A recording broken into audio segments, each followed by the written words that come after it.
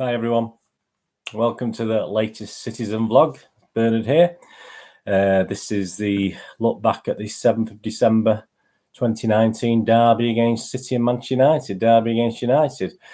After the Burnley game, we were all, I did say after the Burnley game, I'm not going to get over the top of it because, and obviously Burnley went on and got absolutely thrashed yesterday by Spurs 5-0. So it probably tells us a little bit about the Burnley game and how Burnley are in relation to City. And obviously, I did say I wasn't going to get too excited, but we thought we'd turn a little bit of a corner, didn't we? But obviously, we played United yesterday, and as you all know, we sadly got beat, and probably the best team on the day won. Just having a look at the match stats: 72% for City against 28% possession for United. So we had plenty of the ball. 22 shots for City with 5 on target. Only 11 shots for United with 7 on target. Corners, City got 16 corners. That's quite a large amount of corners. I don't even remember us getting that many, to be honest with you. To United's 3 corners. We'll talk about a corner later. Obviously, we say we've not had a greatest return from corners, have we, over the past? Well, certainly this season anyway. Not that they've been great any season. As you know, we do a good, the bad, and the ugly. Then I'll do a Pep watch and a Stuart Brennan watch, see what he's did with the player ratings, and I'll give you my own player ratings, which make pitiful reading. Good, the bad, and the ugly. Well, we have to start with the bad, really, don't we? The first half, I mean, let's be absolutely honest about it. Match of the day usually puts, makes a game look, totally against City, or has done in the past. But last night it probably didn't do us any. It was absolutely correct. I mean, they had 3 or 4 chances even before they got the penalty to score. United, there was so much space, and I think they actually analysed it on Match of the Day last night. The space the United players were given was absolutely unbelievable. So much space in the middle of the field. There was hardly any closing down. So much pressure on the defence that was there. Obviously, Angelino was sort of wandering forward a lot. Walker was, but obviously we just gave him so much space up in the middle, and then we just looked. Well, you look back at the Wolves games, the Spurs. Well, the Spurs game's probably the exception because of the chances we created against Wolves. But we look at the Norwich game and the Wolves game, and even to some extent the Newcastle game. I mean, organised teams who weren't frightened to have a go. The other night, Burnley were really scared. They just looked as though they didn't want to have a go at City. Gave City far too much respect. Wolves didn't, Norwich didn't, and certainly United aren't going to give City any respect. They're the underdogs. They're going to go for it and work hard. And, we know they're not a great team. They're not got the greatest manager in the world, but at the end of the day, they got people that can harm you. They can actually, for every chance they scored, they perhaps had a good half chance as well. So the first one, the penalty, yeah, I mean, it was. I've seen Van Dijk against Everton the other night. Yeah, I mean, it's a similar sort of thing, but Everton didn't get a penalty. But yeah, I mean, you can't complain against that. It was a clumsy challenge by Silva, which obviously caused the penalty, and you can't really say anything about that. If City had been the other end, would City have got it? I doubt it. But then again, Taylor didn't give it, did he? Mr. Oliver gave it, didn't he? The guy we put a complaint in a month ago who's allowed to VAR. I wouldn't have been surprised if he ref the game, actually, because the FA don't care less. But I mean, to actually stick him on VAR, when we put a complaint in about him about 3 weeks ago is absolutely unbelievable. That's the FA for you. So no surprise he overturned Stuart Taylor, who didn't do that bad. I didn't think yesterday. Taylor actually had quite an okay game, like he did last season in the derby match for United. He played pretty well. He did a pretty good job, but he didn't need it. You got Michael Oliver there, haven't you? So he got the penalty. Penalties again. I mean, I sort of just tell my lad what's going to happen with penalties this season, and for every penalty this season, I think there's only one I've got wrong of where the ball's going, and I said I knew my lad had gone to the toilet, so he didn't want to see it. He just knew what was going to happen, but I knew it was going to go to Edison's left, even before as he run up to take the thing. I mean, we have guys checking the stats and stuff, and I'm sure our goalies are told these things. But I mean, if I can get virtually all of them right this season, apart from one. Who they're paying the money. Perhaps they should pay me, just give us a tenner. Give us a tenner if we get it right. I'm not bothered, you know what I mean? These people that they're paying fortunes for. But yeah, it was it. Good penalty in the corner. If Edison had gone left, would you say? Yeah, I think he would, because he didn't hit it too hard. He didn't hit it overly hard. He just placed it. So I think he would have saved that. And I think as a goalkeeper myself, and quite good at saving penalties in my day, I was, I won a couple of awards for penalty saves. There's one season where obviously I just basically got Player of the Year, basically because I just saved virtually every penalty that we had against us. So, yeah, I think he could have saved that. But hey, anyway, it's 1-0. He deserved it. It should have been 2 or 3 up by that time. The second one, again, loads of space, no closing down. Was it Angelino who got left by Martial? I mean, Martial wasn't even supposed to be playing, was he? He's supposed to be injured, but there you go. It would have been nice for Aguero to be injured and turn up playing as well, wouldn't it? But Martial, lots of space, took it on his left, took it well. I mean, it was Edison at fault. Yeah, perhaps he was a little slow getting down, but it reminded me a bit of the Bernardo Silva goal at Old Trafford last season, where he just whips it near to the post, and the goalies can't really do much about that. So I'm not going to blame Edison particularly for that. Did we have many chances the first half? Well, yeah, that one for Jesus was a diving head. I mean, I'm sorry, natural goal scorers put that in. Get that on target. Even if it's his shoulder, Jesus, he'll go on target. But he just sort of spooned it wide. I mean, it wasn't the easiest of chances. I'm not saying it was, but he was offside. But he wasn't. He was actually onside. So all credit to him. But no, I mean, he should be putting that away. That wasn't good enough.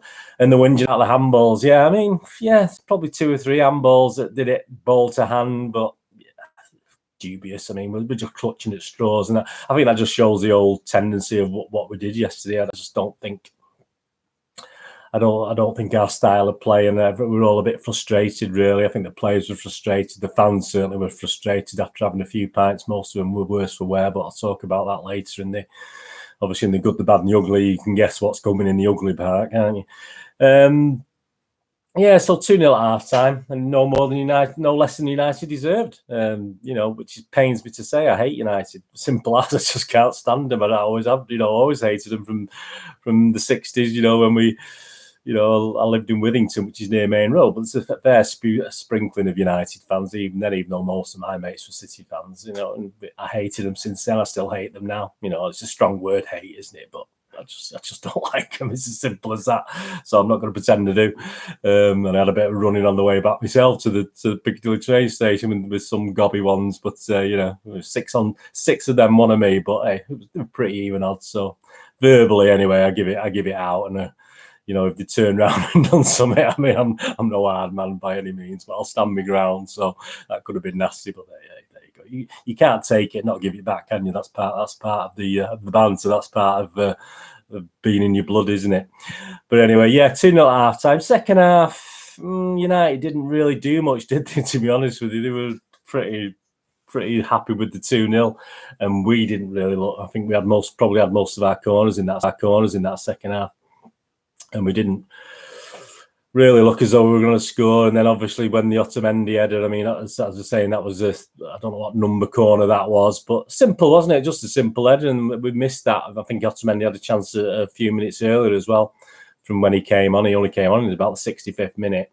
So, yeah, I mean, that was basic. We scored from a corner, which is great, but, we're owed a few, aren't we, scoring from corners. But too little, too late, unfortunately. I mean, the 5 minutes injury time, and there was a bit of wasting time in that and a bit of messing about and feigning injury. But obviously, I don't think Taylor played much over the set on 5 minutes, so he wasn't going to do us any favours. But it was no less than we deserved, really, unfortunately. So the Ole Gunnar Solskjaer interview after saying he's just played the greatest team in the world. Don't know what Ole's on. He's obviously trying to keep his job there. I mean, to have to put up looking at Ferguson's smiling face on Match of the Day. Obviously, I can't see him at the game. He's too far away, fortunately. But to put up with this smug, horrible face on Match of the Day, smiling, and Ollie waving to him as he goes off the pitch. Sorry. Just makes me feel ill, just to do that. And say I wouldn't normally watch Match of the Day, but I just wanted to get at least some highlights, because there's no way I'm going to watch the whole game again, which I sometimes do, on the TV, on the City app. I can't face that. So I did watch the highlights last night. But that's now, I mean, again, on the bag, that at the Etihad, that's 17 games. City have won 7, United 8. and 2 draws. So we're not doing. I mean, when you think of the purple patch it is for City, obviously we've lost 3 of the last 5 at the Etihad in league games. I'm not sure about the cups, but I don't think we've done so well in those. So that's not great, is it, for our purple patch? I mean, when United were far better than us, we had the odd victory, didn't we? But certainly not to that extent, where obviously they virtually won more than we have now at the Etihad, which is a bad thing. It's horrible. It's ugly. We're 8 points clear of them, great, but it's not nice, is it? It isn't nice. And the ugly, obviously the ugly, basically the ugly goes into the racism thing, doesn't it? I mean, I've looked at the video footage. I did a lot of booing yesterday. So if anyone showed me booing, they would have obviously seen I've seen pictures of him obviously going boo like that, and obviously they're equating it to, and it's obviously his arm movement that is equating the monkey things. Would it stand up in court? I'm not overly sure, to be honest with you, but I know what people are saying, and it's not wrong. And things were being thrown, which is absolutely pathetic, lighters and bottles and stuff like that. I mean, now, lads, come on, yeah. I mean, we're angry. Most of them had a few drinks. I don't go in Mary D's before games now. I used to up to a couple of years ago, but I found it getting a bit nasty in there. And certainly before derbies, there's unsavoury songs sung that I won't sing, and things like that, and a lot of nastiness, obviously, and not just, I went in City Square yesterday, and there was a bit of singing, but it was just obviously, normal singing, normal anti-United singing. It wasn't any of the element you get, sadly, in Mary D's, and obviously maybe in other places. I'm not sure, but I just don't go in Mary D's anymore, mainly for that reason. I just don't like the atmosphere in there now. I used to go in there religiously from when we started going in the Etihad from 2003, but I just give that a miss now. Yeah, and that unsavoury thing. I mean, if it's an half-5 kick-off on a Saturday, I mean, you're gonna get yeah. I mean, I had 3 or 4 pints. I was up for the banter and up for the shouting and stuff, but obviously, even me, I saw City fans doing gestures. I'm not big, or I say hard enough to walk over a couple of rows and say something, you know what I mean, to these, especially young lads. But it's unnecessary. It's horrible, and it does happen. And these songs do get sung. Fortunately, not at the ground, not at the Etihad, obviously, or wasn't so much at Main Road even before we finished. There wasn't so much of it in the early 2000s and the 90s.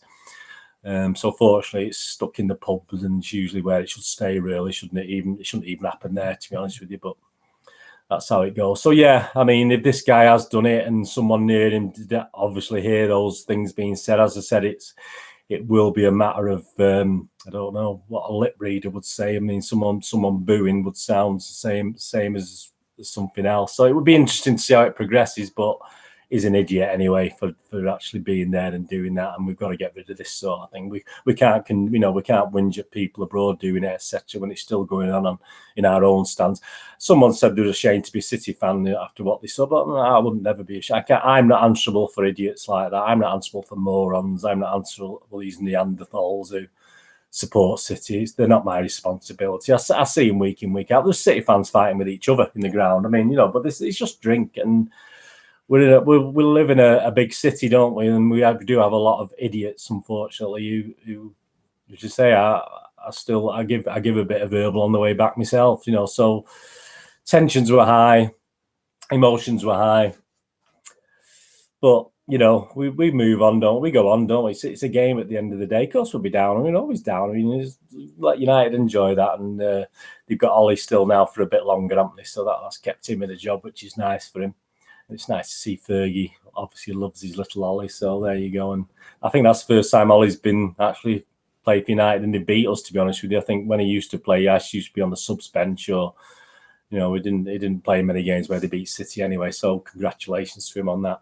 The Pep watch, yeah, I mean, he's a bit defensive in his, which you'd expect. But to say he didn't say we played well. He said obviously, but he didn't exactly criticise, which he's not going to, is he? But I've seen things this week that he's going to extend his contract.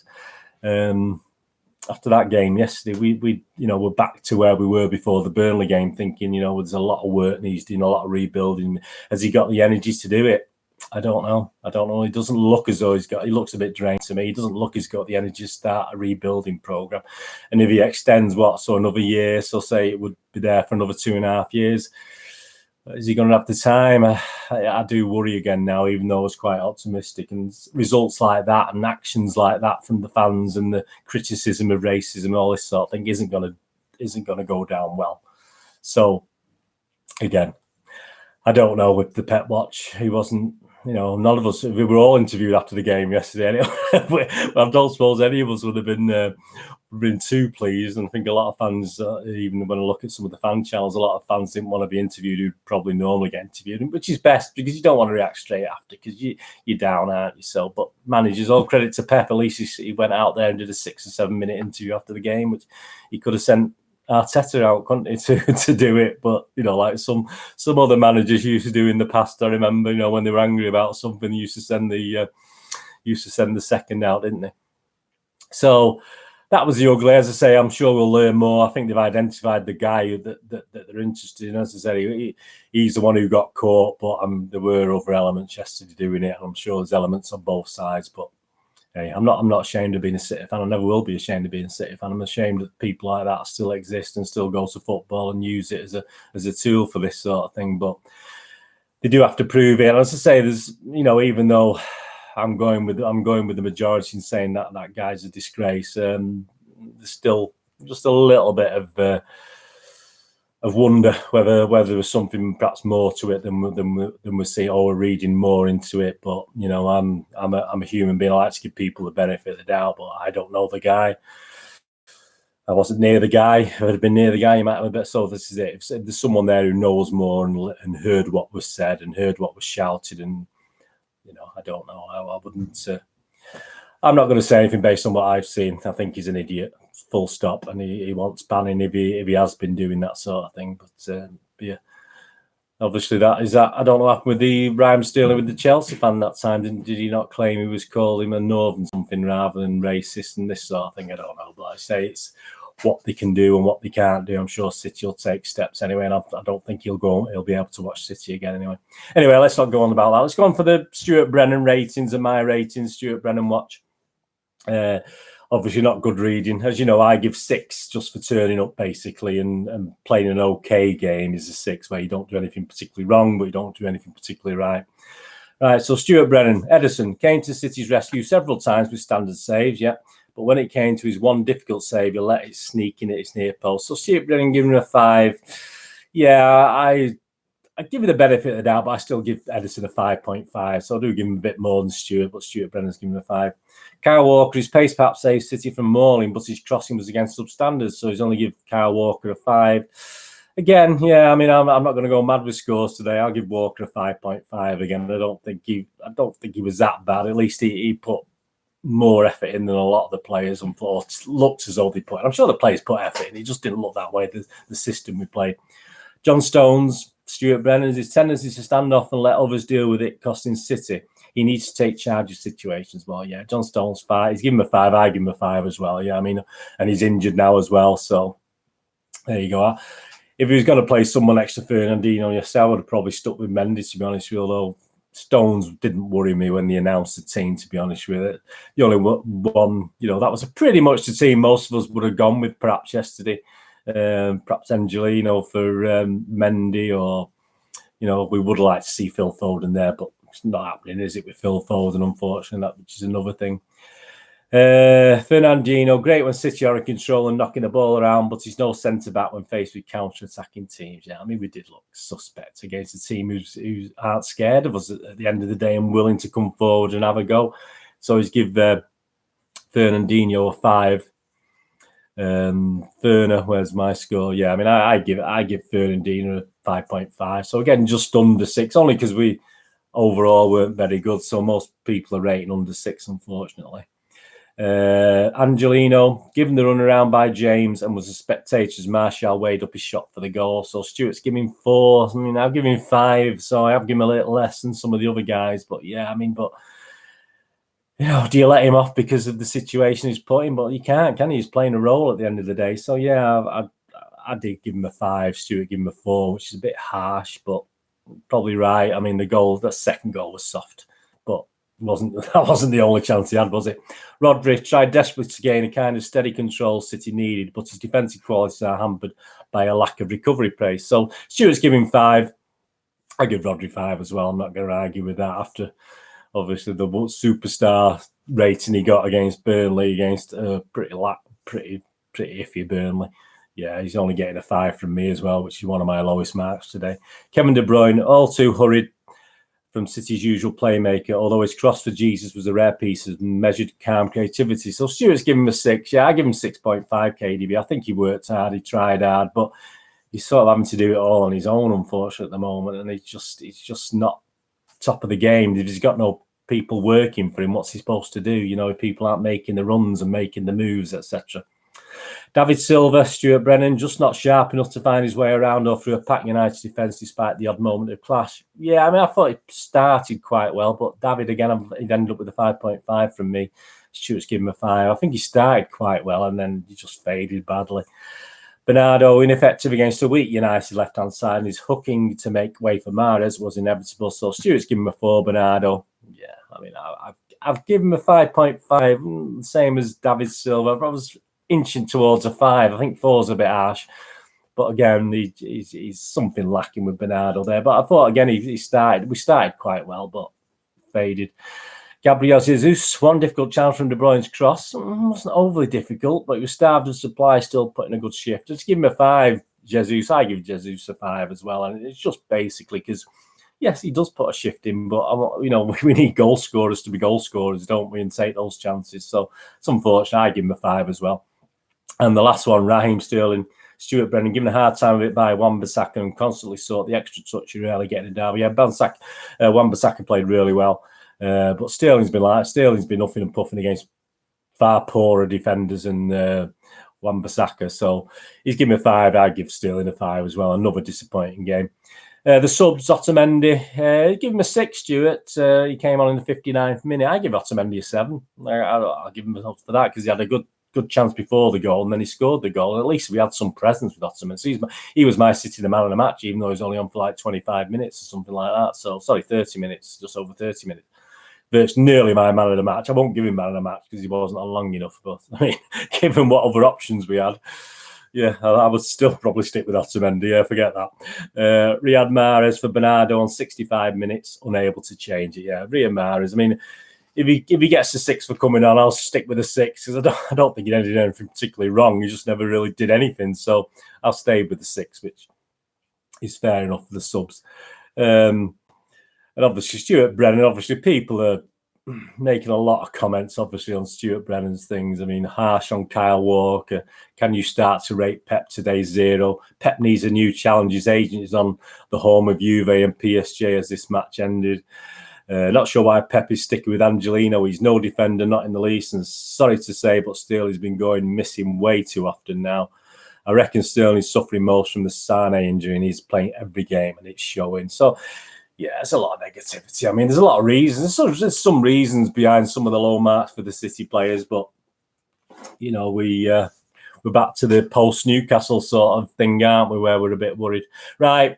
Well, that's that over with. We could have done lots to report on that. Pep rating for Pep. Well, I don't want to give him a rating, as I say.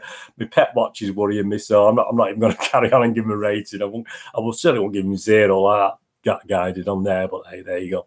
Right, we've got Zagreb away on Wednesday night in the Champions League. We've always top of that league, aren't we? We've won that league, so that's okay.